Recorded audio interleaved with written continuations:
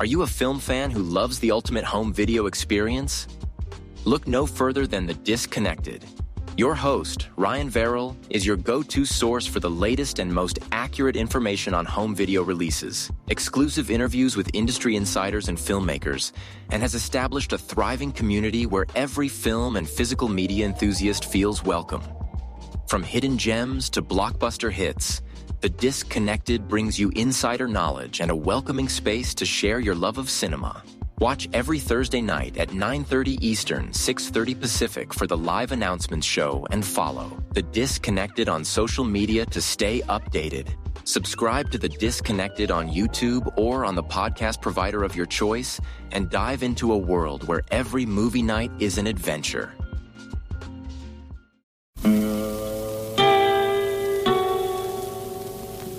Hello, filthy movie lovers. My name is Gentry Austin. And I'm Casey Scott.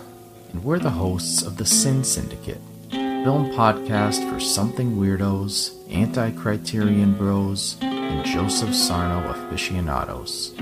Join us semi-weekly as we peer into the adults-only theaters and sticky-floored cinemas of the golden age of sexploitation, when the morals were loose, the laws were murky, and the intercourse was all simulated. Find us now on the Someone's Favorite Productions podcast network.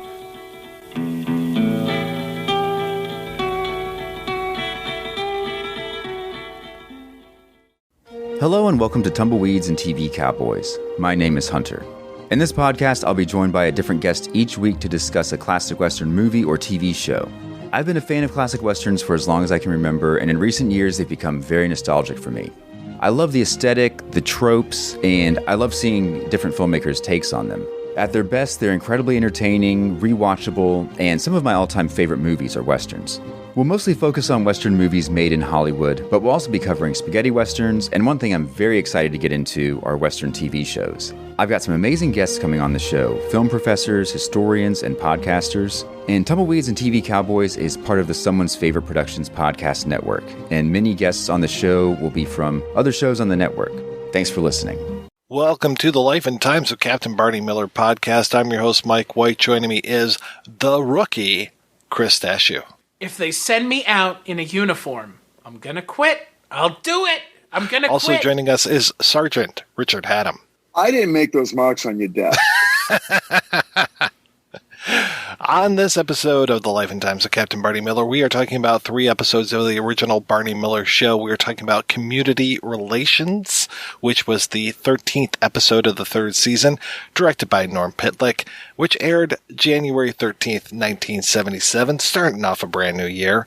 We're also talking about The Rand Report, which aired January 20th, 1977, and the appropriately named Fire 77, directed by our friend Bruce Bilson, which came out January 27th, 1977. And I have to say, I was pretty impressed with this batch of episodes. I was afraid we were going to have a letdown after talking about Hash in the last episode, but I was pretty happy with this. How about you, Chris? No, I think these episodes were good. I do find it funny you mentioned the last episode where we had Otto on. Otto, who's fantastic, by the way. Now that we're friends on Facebook, we can go back and forth about our love of Barney Miller. But we're kind of giving our audience who may be listening to this show and had never listened to our other show. Because here's the thing, I'm thinking about it now. We have to introduce who Richard is. People might be like, "Who the fuck is this guy? He just showed up one day. He showed up like Mike. What the fuck? Are you going to start talking about slivers of soap or something, Richard?" I was about to say you introduced him like Mike. He's sitting at Fish's desk. We don't know who the fuck this guy is. Who is Richard Hatem? Who am I? Do I introduce myself, or do you guys do it for me? Yes, introduce yourself, Richard. Okay, because again, there is an assumption that people who listen to Kolchak are listening to this, but there are going to be people who didn't listen to Kolchak, and some people might listen to our amazing Rankin' on Bass show, and they might not listen to this, or vice versa. So, who is this Richard Hatem? If there is anyone out there within the sound of my voice, I am being made to participate in podcast after podcast after podcast. They slaughter them cow after cow, pig after pig, podcast after podcast. Find an adult you trust and get them down here, because I'm in trouble. That's who I am. If you're hearing this voice, I need help. They're holding me against my will. Listen, they're feeding me nothing but mashed potatoes in a soup can and episodes of Barney Miller. Okay, it's a Japanese delicacy. It's called shabu shabu. Come on. It is garbage. Let me tell you this. I am very fortunate. I was born in 1966. I consumed... Whoa. We asked you to tell us about who you are. No, I'm starting at the beginning. I'm kidding. God damn I'm you. starting all the way. At conception. I was born 2nd, 1966. I lived the first 50 years of my life consuming media, and then a thing came into my life called the Kolchak tapes. And it was the beginning of my life in podcasts.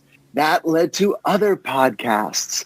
And now I've got somewhere to go with all of my precious thoughts. My life has been made so much richer by Mike and Chris. And my wife is so happy I'm not talking to her about this. We can all rejoice that I've got somewhere to go and talk about season 3, episodes 13, 14, and 15 of Barney Miller, because I thought my feelings about those episodes I'd have to take to me grave. You know, Richard, it's like that thing that Anton Chigurh says in No Country for Old Men, where he's like, if you had rules and they led you here, what were those rules ever for? There you go. You just look back on your whole life. Everything has led you to this moment talking about Barney Miller. I could not. If everything has led you here, Richard, what have you done? What have you done? Well, I can't look. I will say that just before I got online with you guys, I spoke to my friend Larry. I don't know if I've talked about Larry. Larry's a guy I met in high school, and Larry is sort of the pop culture guru of my life and has been for the last, 45 years. I mean, there's no one who knows more just out of his head about music, movies, television, and the things that we love and you love than Larry. And so just before I checked in, I said, Larry, I'm going on a Barney Miller podcast. We're going to be doing episodes 13, 14, and 15 of season 3. And he's like, season 3? Okay, so Chano's gone, Wentworth's gone, Dietrich is in. What are those episodes? I said, community relations, Rand Report, and Fire 77. And he's like, oh, Fire 77's got my I love that's Yamana's got the shabu shabu. I love that's one of my favorite bits of all time. Now this is off the top of his head. Nice. And I'm like, well, my favorite bit from community relations. He's like, I know your favorite because that's the one with the blind guy, right? I'm like, yeah. And he's like, that's the one where Yamana and Harris have the bet. I'm like, yeah. And doesn't it pay off beautifully? He's like, oh, it's the oldest gag in the world with the best payoff ever. So as we get into these discussions, all of these comments will make sense. Yeah, I really like this thread that we have through here of Yamana and Harris and this whole bet that they have that Harris can quit smoking. And I've never really noticed him smoking that much before, though I think we have mentioned how odd it is to see people smoking in an office building. And oh, yeah. It's just weird to see people in an office building. That is true these days, yes. To be fair. And then, that Nick can quit betting, though it's weird that they bet on this. So you would think that right away it's null and void. I never thought of that, but you're 100% correct. That is right. That's the Smokey and the Bandit loophole right there. They were just taking that alcohol and they were just drinking it themselves. So technically they weren't breaking the law, guys. Hey, you can't make a bet about a bet. That is... Can't well okay, let me tell you. You can. Let me tell you something because a couple things. First thing is that's the first thing you see in the episode community relations is Harris smoking Ron Glass, just like so much smoke is coming out of his mouth that if you had forgotten that his character smokes, they're setting it up. Oh yeah, they're setting it up. So it's like great. Now let me tell you something about making television in 2020 2021, 2020, 2019, 2018. I work on a little show called Titans on HBO Max. Wonderful show. And season 3 premieres August 12th. And the 2.5-minute trailer is now out. Check Twitter or your social media. But my point is this. This is a show people get brutally beaten, faces dragged through broken glass, shot in the head, set on fire. People are assaulted, violence of all sorts, language. It is a dangerous adult show. We were told by Warner Brothers, that's fine. That's fine with us. But there's one thing you cannot do. What is that one thing? No smoking. No smoking. You cannot show any character smoking. Wow. I wrote an episode. Now, if God forbid, there's someone out there who's a Titans fan and enjoyed the season 2, episode 6, Connor, the episode that introduced Superboy. There was a character, a guest character, and part of that character's thing was that character smoked. I wanted this woman to smoke. That was part of the conception of this sort of woman on the edge. And for the first time and last time ever on Titans, Warner Brothers stepped in and said, "You can't do that. Can't do what? Show people being riddled with bullets? No, that's fine. The smoking. What? Can she hold the cigarette? No. Can she go to light it then drop it? No. We'd be more comfortable if she smoked. Could she smoke a doobie? Could she smoke a joint? No, nothing smoking from the mouth. That was the only thing they have. But our joints are off. Joints are off limits, correct? We have shown a character injecting heroin into their arm. I mean, you know, you gotta have limits. Gotta have limits. In the words of Dirty Harry, a man has got to know his limitations. Yeah. And now, those are our limitations. So one nice thing I really like about this episode is that we have a mention of Wentworth. Because when the episode opens, Barney's there marking the board as to who's in and who's out. And so he's just like, Wentworth? And I think it's Harris that says, she's in Vice. Oh, okay, yeah. Dietrich, he's out. So it's like, all right, no Dietrich this episode. No Luger either, but we'll get there. And there's not that many stories in this one. We've got the blind guy and we've got the guy who is getting kicked out of his house. Luckily, he's not a recluse who's about to get murdered by the men of the 12th precinct. Right. But thank you for bringing that up. Don't you remember the last time you guys did this? It didn't turn out too well. Yeah. No, it didn't. There was something else that happened in the episode that was so strange. Was it Fish stapling his socks so they stayed up? Oh my God. Oh, Jesus. All of a sudden, Fish has become like this hyper eccentric character. And it's just, it's like they're trying to play it up so much so that he leaves. They're trying to sell us on why he needs to be in another show. Did they know? And it's like, I don't buy it. At this point, yeah. I mean, at this point, the show, like, at this point, they're prepping his character. They've already introduced 2 other characters from the Fish show. Well, 3 if you count Bernice, but 2 of the kids. Yeah. Oh, no, the thing I wanted to mention, because you said there's no Luger. You know what the show needs? A Luger alert and a Bellevue alert, because they bring Bellevue up in every other episode, man. Yes. It's a little much. It's actually a lot much. Knowing what Bellevue probably if we had a Levitt alert, I think it would be a big old foghorn, because we'll talk about him, but man, oh man, he is just not funny. I hope he gets funnier, because boy, it's about to be him on the show all the time. Yeah. Guys. El Rando Reporto. What is that? Whoa. Okay, 2 things. No, don't whoa. This is our show. Whoa. This is our show, sir. You don't whoa us here.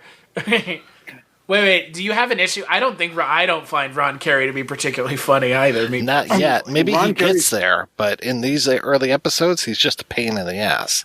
Ron Carey continues to be a pain in the ass, but the concept of his character, which feels a little one note and continues on that note, I'm going to say, continues to get funnier and funnier because I find him very endearing as an actor. He's a guy who started out as a stand-up in New York way back in the day, and was you friends. Find it with, funny now, though? Oh yeah, you find it funny now, though. Yes. Yeah, I think he gets funnier. I my memory, because I watched the entire series. I was telling again my friend Larry that I went through season 1 through 7 like in 2018. So just a few years ago, I went through the whole thing. And haven't seen it since until I watched these episodes, which I was suddenly. But I had seen it. I had watched the show in its original run. Mike, you're not quite old enough to have done that, or are you? I watched a lot of these. Like I've brought up a few times before, as far as like, oh yeah, I remember this one before. But I mean, it was very few and far between. Obviously, Hash, and then a few other like little things where I'd be like, oh yeah, there's the guy who's got the American flag on his jeans. Like just like flashes of things. Yeah. Okay. So when I was a kid, pretty young. Oh, well, you guys will love this because it connects up. I would watch. I loved Barney Miller when I was very young, and I would watch it. When I say very young, I mean 8 years old, and I would watch it on Thursday nights. I think it was like 9 or 9:30. And one of the things I loved about it was they always ran a promo for Friday night's Night Stalker. Oh, nice. So I knew if I watched... I knew it connected to Kolchak. It always comes back to Kolchak. If I watched Barney Miller, at some point ABC would go, tomorrow night on ABC, Kolchak delves into the world of a politician turned into a Rottweiler. Exactly. So I'd always get a little taste. But I remember watching it a lot when I was a kid, and I also remember watching it in reruns in the afternoons when I would come home from school. Right. In like middle school and high school. And I remember there was something very comforting about the show. There was something about that room, because it was always that one view into that room. And then, Barney Miller's office, like once a season, I'm sure you guys have covered this. Once a season, they'll go out. Mm-hmm. They'll do a stakeout. They'll do something.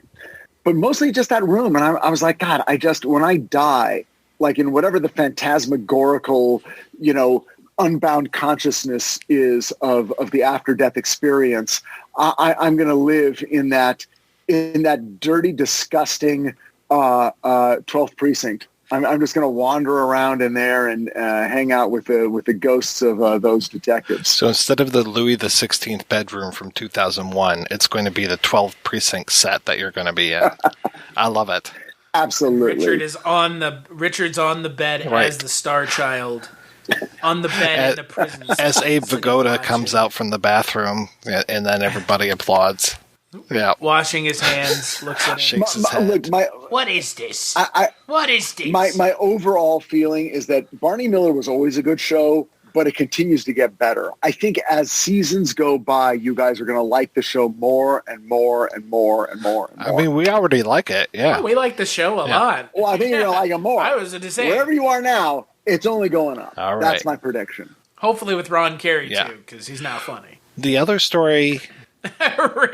Richard, you're welcome. And the other story that's going on here, and really I would think is kind of more of our A story, is the whole story of Wojo, who is trying to testify in court against somebody that he arrested and is not having it. And he and this public defender are going back and forth, and Wojo's just not happy. And this is that like Wojo characteristic that we talked about before, where he's this very capable, tough guy Marine, but then you put him in a situation like this and he's just like, can't do it, Barn. Just have all these troubles, Barn. But I like this public defender in here, and especially when the guy who comes in is just like, you got to get this tenant out of my building because we're trying to demolish it so I can, sell the land and yada yada. And I love how Fish just gives him such a hard time by typing so slowly. And then I love when the public defender is just like, you're doing what now? You're going to kick this old man out? Oh man, we are going to have a field day with you. It's classic Barney Miller. It's the character that that has a very strong point of view, and every other thing that's happening triggers that point of view. Right. And it's so good. Like everyone who comes through the door, it's like, the DA is like, doing the math in his world. That person's sympathetic. That you're unsympathetic. How's a jury going to respond to this? How's a jury going to respond to that? And it does it. And the guy who plays, what's the name of the guy who plays the landlord, the property owner? Joseph V. Perry. Oh my God, he's so good. Yes. And I'm sure you guys have talked about the fact that a lot of these guys show up a lot of times in different roles, or sometimes the same role. But this guy is they're both so funny because they're so, the writing is brilliant in that way, in that they come in and it's very clear from the first minute who they are and what they are, and they wring every laugh out of that they can get in 25 minutes, and then they're done. Oh, yeah. And those two characters I love. Well, I really like the blind guy, too. I thought he was fantastic. And if he doesn't show up, I know he shows up in Fish at least twice. I don't think he necessarily shows up again in Barney Miller, but he should, because he's just fantastic. He shows up in 1999's Roland Emmerich directed film Godzilla. Wow. That's playing the same character? No, he's playing a fisherman. In that movie that has like half of the cast of The Simpsons in it for whatever reason. Oh, God. And Mayor Ebert. Yeah. Look, this show has the best character actors. Like, come on. This and Kolchak, they were just... look, I think the 70s, like the late 60s and the 70s, I think in total are a pretty amazing time to be a character actor in Hollywood. Because these folks, men and women, are just killing it. Well, on like every show that they're on, these people are literally making a name for themselves as character actors by just being on these kinds of shows constantly. Again, it's when being a character actor was a thing in a way that it's not really a thing anymore unless you're, Richard Kind. Right. And even he is sort of, but he would have, 20 years earlier, he would have been all over Barney Miller. Oh, yeah. The only shows that went into the 80s, just into the 80s, I think, that really took advantage of these character actors were Love Boat and Fantasy Island. Yeah. They depended on that. Yeah, it's funny. Okay, I did look up. He does come back, and he comes back as... Let's see, which character is he in this? What's his? Okay, Mr. he comes Roth. back as Leon Roth 3 more times, including the last episode. And he comes back as Eddie Blake, at least. Well, it's a 2-parter called Kidnapping. And, it looks like he was already in the episode Protection that we talked about. He was Anthony... he was the old mobster. Remember the old mobster that they brought in? Same guy. Jesus. I know, crazy, right? This is the kind of thing you would never do now. You cannot do this now. This doesn't exist where you bring back the same actor in a different role. In the 70s, they did it all the time. Robert Webber showed up on the Rockford Files. Every single time he showed up at least once a season as a completely different character. You never questioned it. Doesn't happen now. Ralph Manza played Hitler in Blazing Well, he Saddles. played it in the TV show, right? That, like... No, the thing where they're in the commissary. Oh, really? That was him? Thing. Oh, that they're about to they're about to shoot the IMDb. bunker scene. That's right. Wow. Yeah. Well, the guy who shows up in the next episode, and maybe we should move on to the next episode, which is El Rando Reporto. the Rand Report.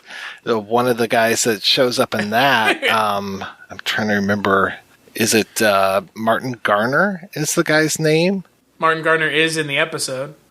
Martin Garner is like the old man who says his wife is locked in the elevator. Like, come on, Richard can do it better than I can. You've seen that guy so many times. I can do the mouth. It's all about the mouth. It's literally about how you hold your mouth. Never marry a sex goddess. I kept waiting for her to come great. in, and I'm just like, what's she gonna look like? You know. I'm surprised it wasn't Bernice. They just have her play someone else. Bernice is a sex That's goddess. true. She's a I sex love her. fiend. I love Florence Stanley. Don't you love Florence Stanley? Oh, Don't God, you fucking yes. love her? Yep. She's the greatest. She's perfect. She's the perfect opposite to Mr. Vagoda. Could a person like Florence Stanley have a career today? Maybe. She might show up in a lot of Law and Orders, those kind of things. Coen Brothers movies. She could be who's the old lady that's in, is it Ozark or like some of those shows, like, who's like that? Yeah, shows about like backwoods she could do folk. that. I love her. Hey, look, Richard, And she everybody's could play got a to Jewish work, mother man. like nobody's business. Now, Martin Garner, if he was working today, that man would not be working in the industry. Wait, so Martin working in cartoons. Martin is the guy who's got the wife and he's worried about the wife. Right.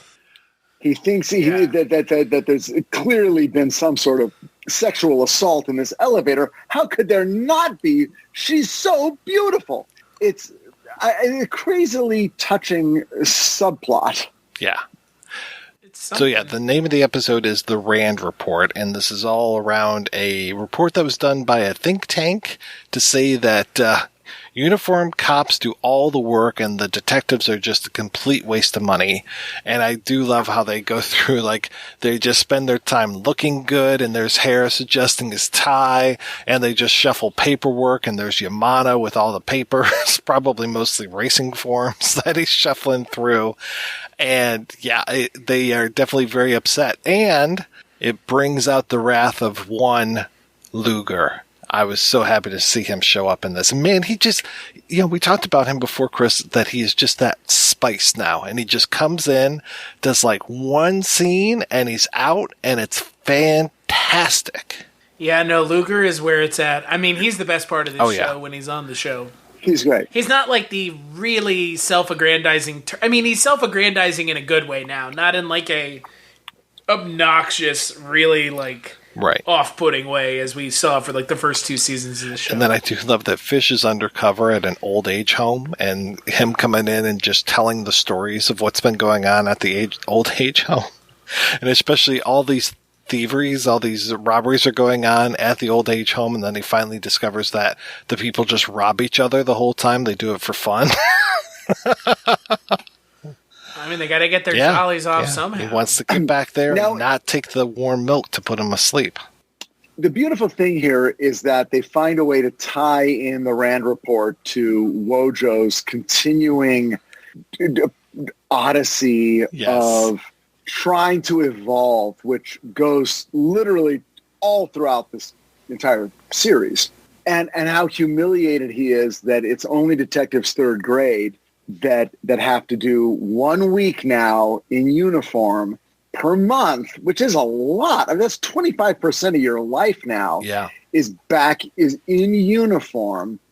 And for some reason, I know I've seen the episode 6 times, but I think I always think that as soon as that's said, someone, Harris or someone, is going to go, you know what, that's not fair. We'll all do it. We'll all take a week. Wojo doesn't have to be, I'll do next month, you do next month, you do next month. But they don't.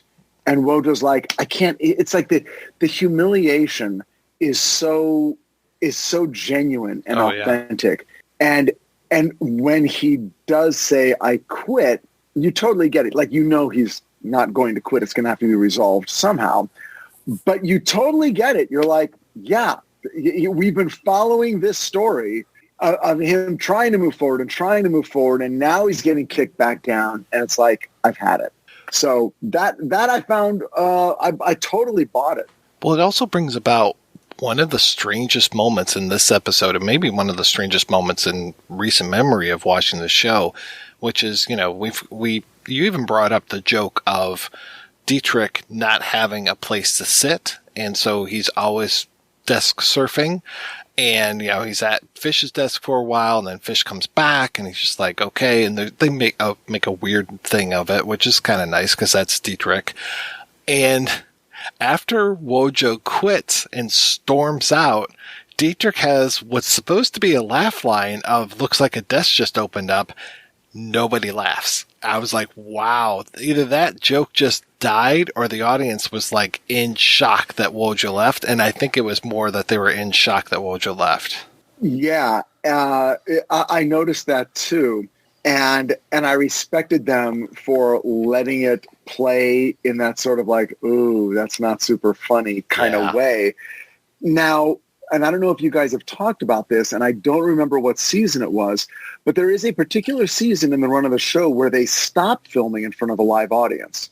and it is all laugh track. And the reason was because Noam Pitlick and the other sort of, people at the top of the show would spend so much time redoing and let's reshoot it and stuff that the studio audience would be there for 6 hours. Oh yeah. And they'd be totally burned out and they wouldn't be laughing at anything. And they realized because it's not a typical sitcom, the rhythms are different and it's so subtle and the jokes are so sort of offbeat and just kind of soft that they travel through television, but they don't travel to the bleachers beyond the cameras the way it does on Cheers or Friends or, Will and Grace or name the show. Bazinga, dude. Bazinga, yeah. Big Bang Theory. Yeah, exactly. Bazinga, dude. And at a certain point they were like, this, you know what? We're going to 3 a.m.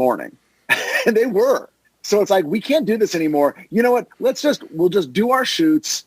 Forget the audience. We'll sweeten it with a laugh track. But I forget what season that was, but it did happen.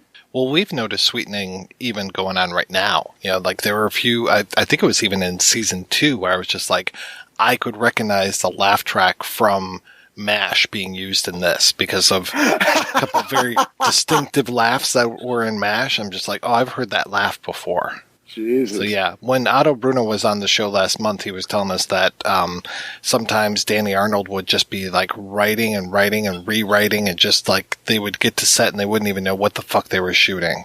It's crazy. Yeah. I mean, this was a very, very uniquely run show. It was not Three's Company. It was not the normal show, but it pays off. It did so well. And ABC was happy with it, and it was doing well. They would have kept it going on longer, I think. But at a certain point, everyone decided, let's just wrap it up. But they were like, okay, you guys do whatever you have to do. It was in a different era of television where they had their rules and they had their requirements, but they also if you were getting ratings, you could kind of run the show however you wanted. I don't know how I feel about the payoff at the end of this episode. Yeah.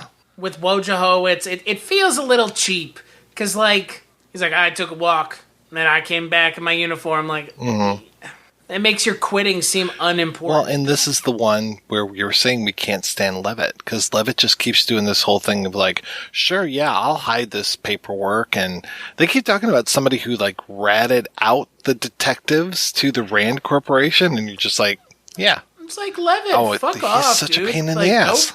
Go fuck yourself away. You fucking backwards ass creosoid. Get out of here. It's a little much. It's not funny.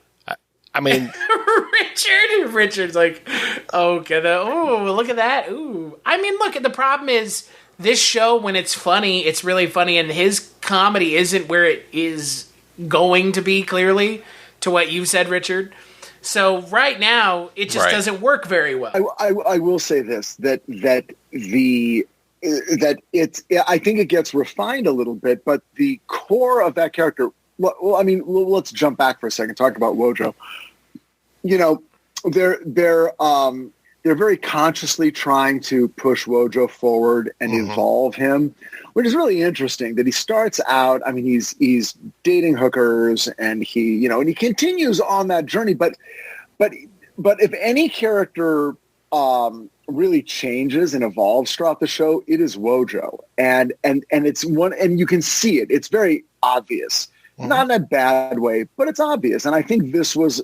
Perhaps Chris felt this was a little too obvious or a little bit too easy. Maybe it was. But this was them going, but you know what? We don't want him to be an idiot. It's like, you don't quit. Of course you don't quit. You don't quit your career over something like this. So you come back and you don't love it, but you understand, okay, I got to take a few more knocks. I'll take a few more knocks. And they do resolve it with this character as I got to break something. They're like, okay, here, do this, do that. And then what does he eventually break? The iconic glass, 12th precinct, door panel. So it's like, he's still Wojo, one step forward, half a step back. Okay. It's season 3. We got some road ahead of us. Well, and I do like, too, that broken door plays off by helping to humiliate Levitt at the very end, that he's I don't know if he's talking to somebody or if he's just talking to himself, but basically like ripping on Barney, and he's doing it right there in plain view of Barney.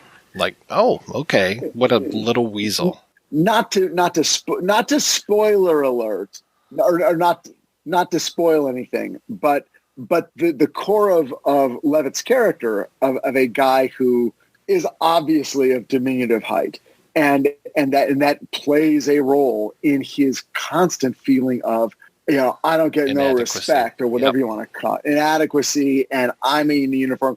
But you will see as things evolve for him, he's a guy with a dream. Look, he's a guy with a dream. His dream is to be any one of those guys in that room that we watch every day. And we see that we see how that plays out over the seasons.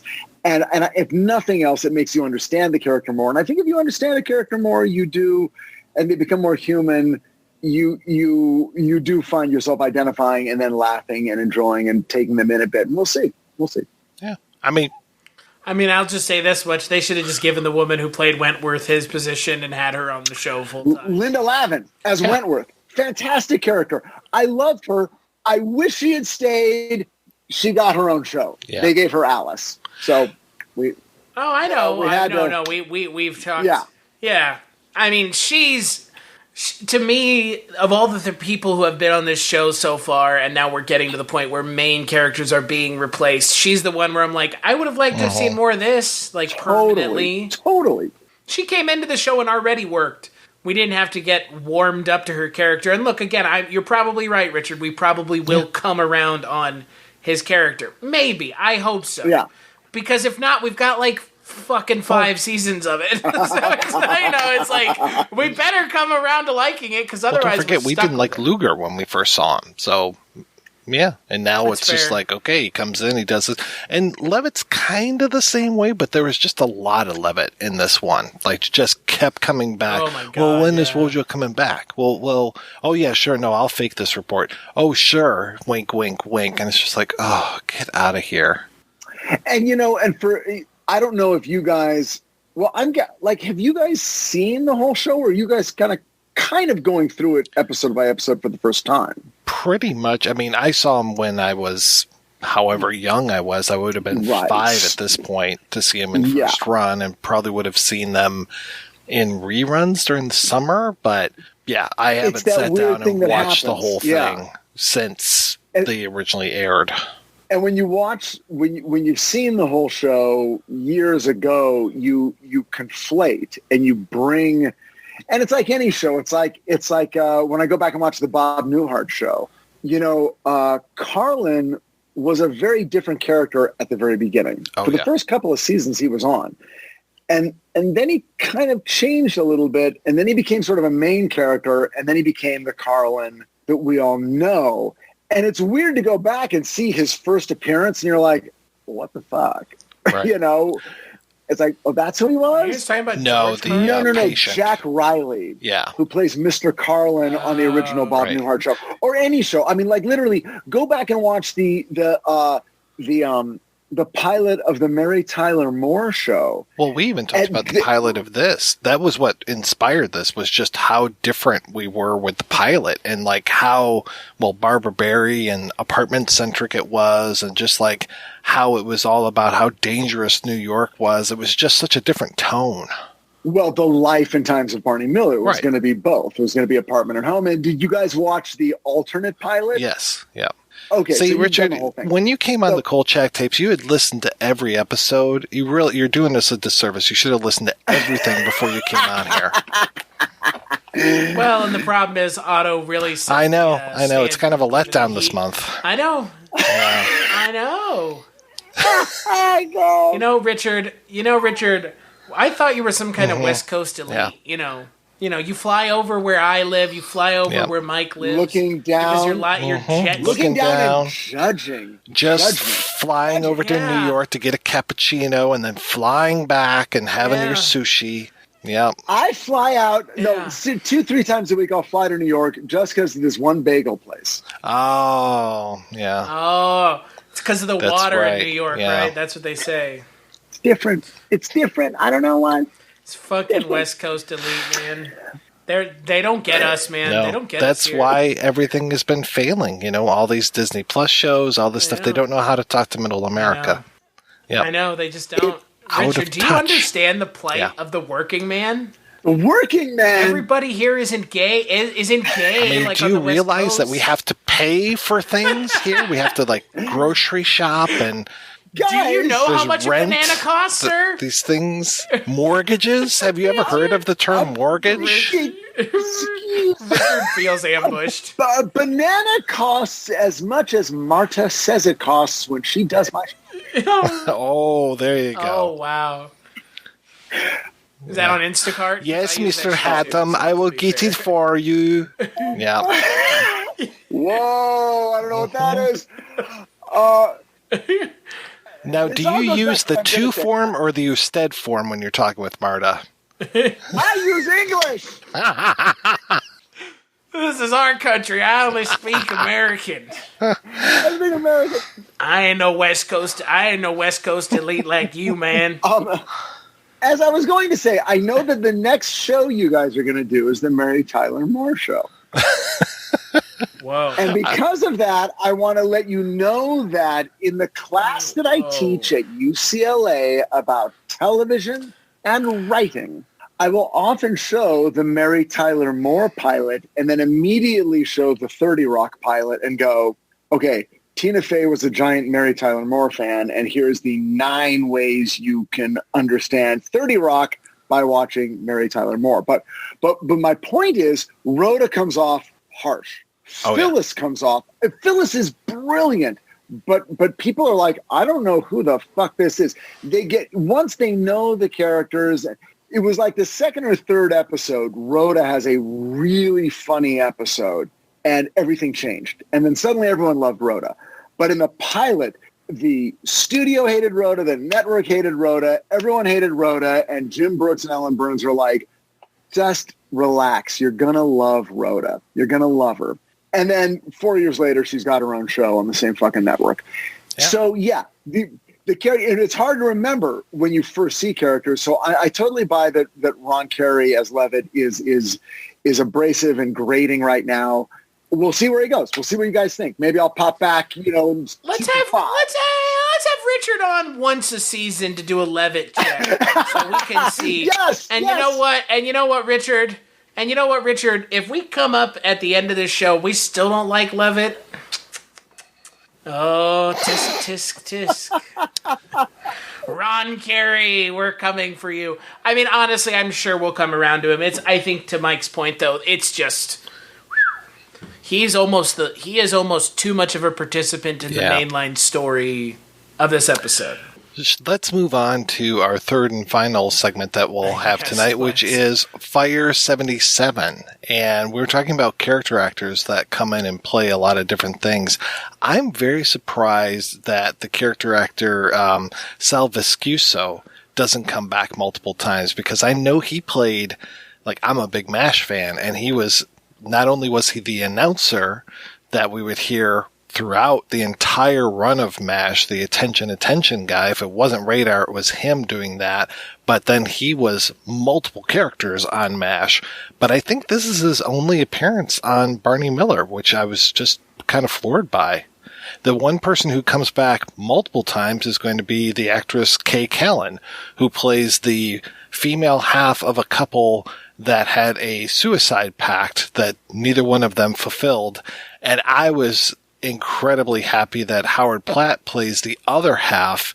And I'm sure, Richard, you were a fan of Sanford and Son as well, because I mostly know him as being the white cop from Sanford and Son. He is Officer Hoppy Hopkins, who could never get his slang correct. He was on Sanford and Son. He was sort of the Ted Baxter. Oh yeah.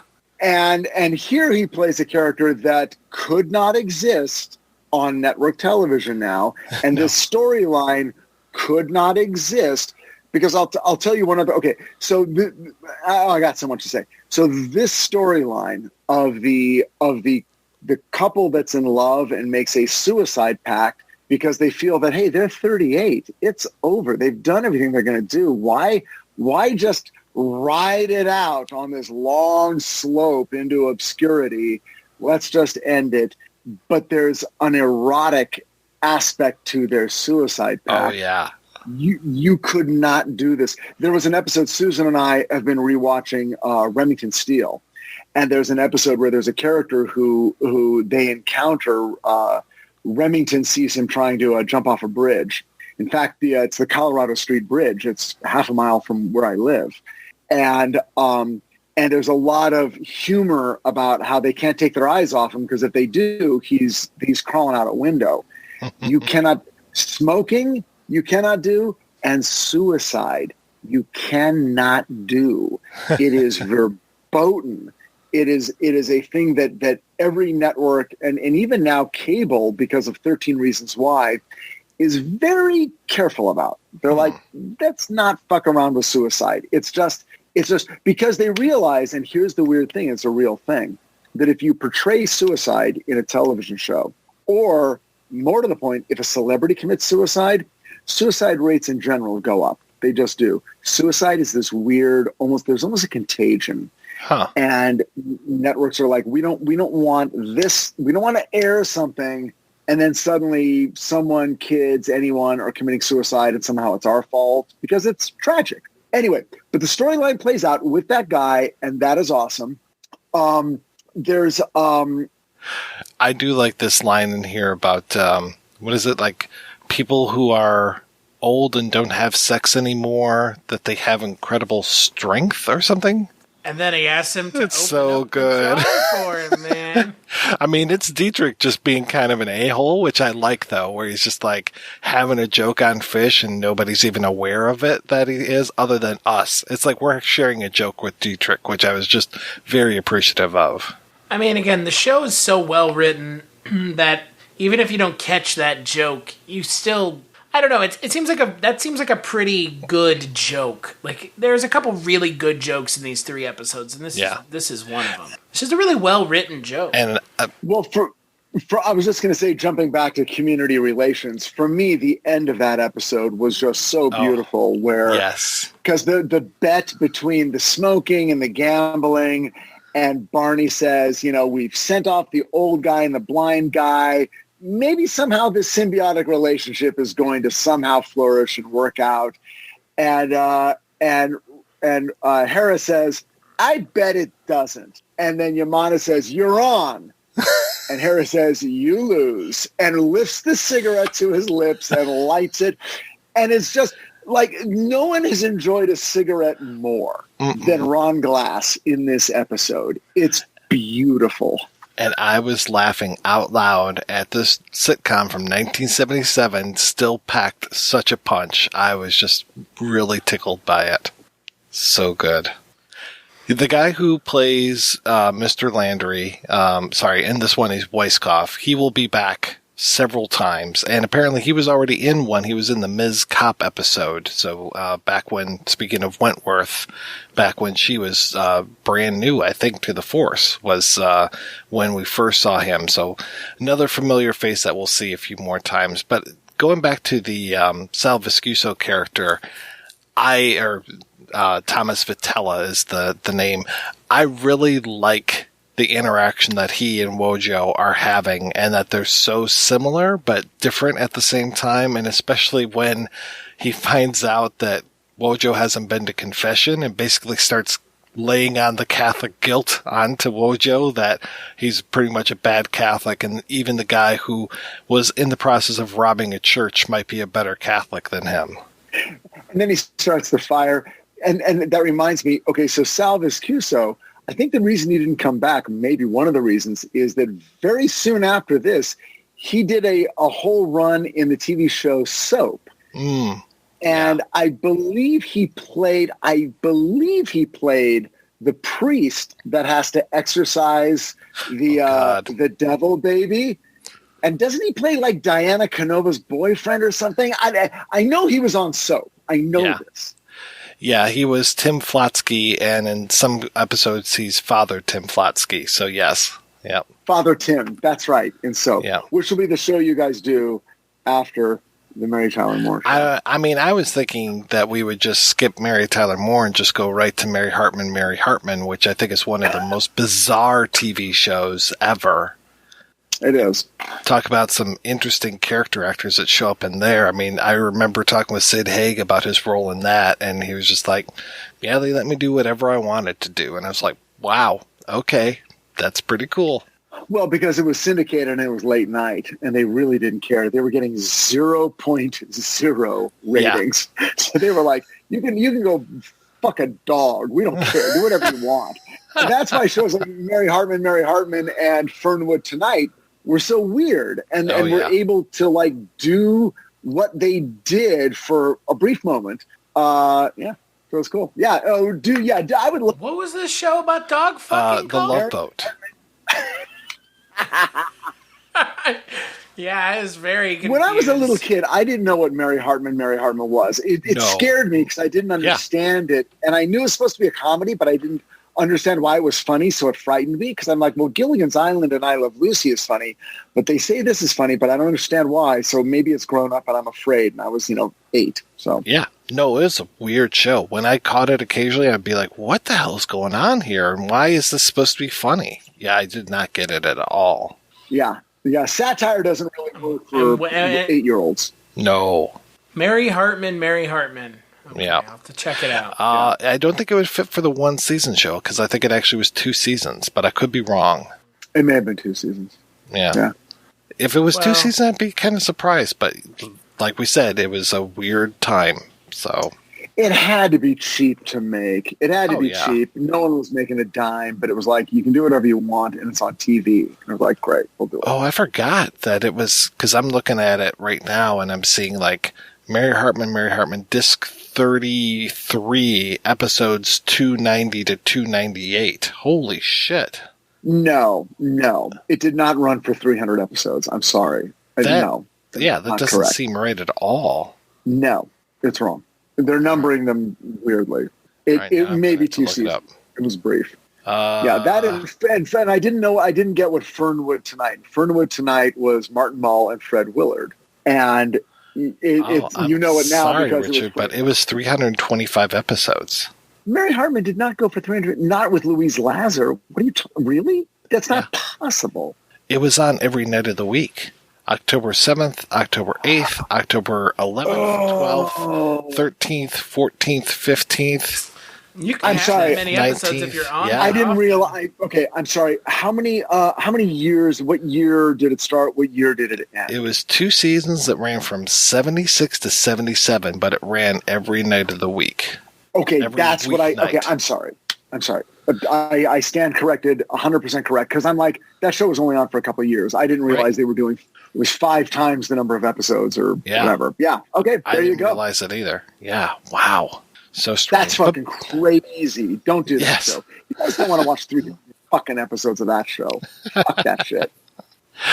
What else do we need to talk about with this last one here? Because there's the Suicide Pact. There's Weisskopf, who's the one who, or sorry, not Weisskopf, but there's the Cell character who starts the fire, which gives us the title of Fire 77, and then we get to see the, you're right, the Shabu Shabu. You brought that up before, and that is one of the storylines. Yeah, it is so good. I love when Nick is describing what's in there.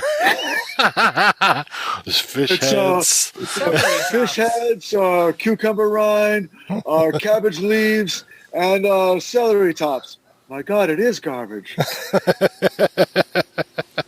And then of course, at the end, the payoff, Barney tries it. It's not bad. And then Yamana tries it. Something went wrong. It survives the fire, which was great for me. It survives the fire because he took it off the burn. Had to save it. Have you guys already done the episode where, of course, Nick's coffee is always the worst coffee, but where he's using water that's coming from the ceiling? Yes. Has that happened? Yeah. Filters out the impurities. It was one of the first coffee episodes, believe it or not. Yeah. Nice. Oh, so good. So good. Yeah. And then of course, at the end, they pay off the long-running fish in the bathroom gags because the door is destroyed. Right. And there's no door on the bathroom. And fish disappears into the bathroom. It's all, according to Barney, it's all based on everyone's their own level of modesty. Right. And then Dietrich walks in and looks in the bathroom. Hey, fish, hell of a day, isn't it? Right. Like, let's have a fucking conversation. There are some people that like to talk in the bathroom. I don't get those people at all, man. Like, one of my first jobs, I had a supervisor who was showing me, I was working at a movie theater, and he's showing me around, and basically he's like, oh yeah, I'll show you how this works, and takes me into the bathroom, and he's showing me like, oh yeah, I gotta clean here, do this and this. Next thing I know, he's going in a stall, and he's still having a conversation with me. I'm just like, what the fuck, man? No, you do that on your own. I'm out of here. I'll see you outside. That is where you go to have that's a vacation. When you're in a workplace and you go into the bathroom and you go in the stall, you're invisible. You find that handicap stall where you got all that room around you. Fuck all those crippled people, because I just want to sit in that big old stall, man. Just give me the room. Yes, I go into the handicap stall. When you know you're not working with handicapped people, you take your chance. You go to the handicap stall. You sit down, even if you only got to do number one. You get out your phone. You relax. Oh, yeah. You get a minute to yourself. I'm playing Sudoku, a hand of euchre or two, So nice. Friend of mine, I will not tell who it is, TV writer, guy I've worked with. He talked about how he worked in a restaurant. When you work in a restaurant, you get part of your payment is the food that you steal and eat either on the job or that you steal and run home with. So he worked at a place where he liked the shrimp. They had a lot of that sort of shrimp, shrimp cocktail kind of stuff. And so he would... Sounds like you worked at Red Lobster. It wasn't Red Lobster. It was that kind of place. And so his move was, and he told us, I love this. He'd take a giant handful of shrimp and jam it into his apron where there were pockets, where you keep your pens and all that stuff. And then he would then very carefully take some cocktail sauce and put it into a little container and hide that. And then at a certain point he'd make a beeline for the bathroom. His manager would look at him. It's like, what's going? He's like, say, I'll be out. It may take a while. Big job. He'd go into the stall, and he would sit down. And to make it look good, he'd pull his pants down so they're puddled around his ankle. No, get the fuck out of here, Richard. Oh, I don't want to eat shrimp on the toilet. I don't want to eat shrimp on the toilet. No. Sit there, take out of his apron with his pants down, and dip it into the sauce and eat it, and just take his sweet time. Wait a second. Are these like cocktail slots? Shrimp cocktail, just and just do it all. Like with fuzz and shit on it from his pockets, man? Yeah. That's just way too much, That is a classic restaurant style move. That is that's a new level. This guy earned my undying respect. That is a nightmare. I mean, I guess if you really gotta go, when you gotta go, you gotta go. No, he didn't need to go. He just needed to eat. When you gotta eat, you gotta go. On the next episode of The Life and Times of Barney Miller, we're going to be talking about abduction, sex surrogate, and moonlighting. Until then, I want to thank this month's co-hosts, Richard and Chris. So, Chris, what is keeping you busy, sir? Work. There's so much stuff that I wish I could talk about that I just can't. So, cstashu.com is where you can find all the stuff I work on until I can talk about it, which may be never. I have no earthly idea. So, cstashu.com. That's where I talk about all the stuff I do with you guys. We do a podcast together. That's not this one. But that's where you can find me. What about you, Mr. Hatem? I only want to talk about one thing. Who the fuck is Otto? And why the fuck is his... Was he the first guest before you? His name has been rubbed into my eyes like acid. I'm now going to find out who this guy is, and it is my one goal to do. You got to buy his book on Barney Miller. Wait, whoa. Yeah. Yeah, Richard, I told you about this. This is the guy writing the Barney Miller book. Is it out? Is it purchasable? No. It should be out pretty soon. Not yet. October, November, that is what he said. I take it all back. I'm buying the book. I'm pre-ordering it. And it's the perfect stocking stuffer. Get the book. Oh my God, I'm in love with this guy. Okay, I take it all back. You can find me. Yes, you can find me on HBO Max and on TBS. Apparently, seasons 1 and 2 of Titans. Season 3 drops on HBO Max on August 12th. The first 3 episodes. Titans in Gotham. Check it out. How many times did they say "fuck Batman," Richard? You know what? 0 in the trailer, but you gotta watch season 3 to see it.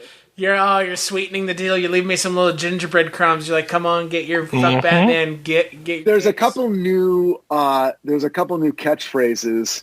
One of which was coined by yours truly, and it is the catchphrase "classic Gotham bullshit." I thought it was these pretzels are making me thirsty. That would be good too. Maybe season 4. All right. Them bats are smart. They use radar. I mean, yeah. All you need to do, Richard, if you really want to pay tribute to our friendship, is you need to, when the next show that you work on or the next episode I know what you're going to say. that you write or whatever I know the what fuck you're doing. You need to name something matching. I was hoping that he would have 2 goons named Chris and Mike that somebody would beat the shit out of. Hey, yes. Someone would kill, mercilessly chop us up and feed us to a terrible that'd be creature. awesome. Guys, I've already referenced Kolchak in a Titans episode. Nice. Season 2, episode 6, the Connor episode. There is a big Kolchak reference. I don't know if you've watched the show, but watch it and then come back and tell me, okay, we got it. We picked up on it. Awesome. So check it out. Well, and you can find me over at Projection Booth Podcast, which is available at projectionboothpodcast.com. As always, I want to thank our theme song writer, Mr. John Walker. I want to thank everybody for listening. Continue, please, to leave us reviews, rate us over on iTunes or wherever you get the show. It'll always help get the word out. If you like the show, fantastic. If not, I'm sorry, but we're going to keep on doing it. We'll be back next month with the next episode of The Life and Times of Captain Barney Miller. If you're looking for more horror outside of the mainstream, look no further than Unsung Horrors, a podcast about underseen horror movies. I'm Lance. And I'm Erica. Every other week, we'll cover a horror movie with fewer than 1,000 views on Letterboxd. We'll even give you double feature recommendations to pair with the movies we discuss. From gothic to shot on video, from slashers to comedies, from giallo to J-horror, we'll cover all the subgenres. So join us as we unearth these hidden gems of horror. Follow us on Instagram, Twitter, and Facebook, all at Unsung Horrors, available wherever you listen to podcasts. And part of the Someone's Favorite Productions podcast network.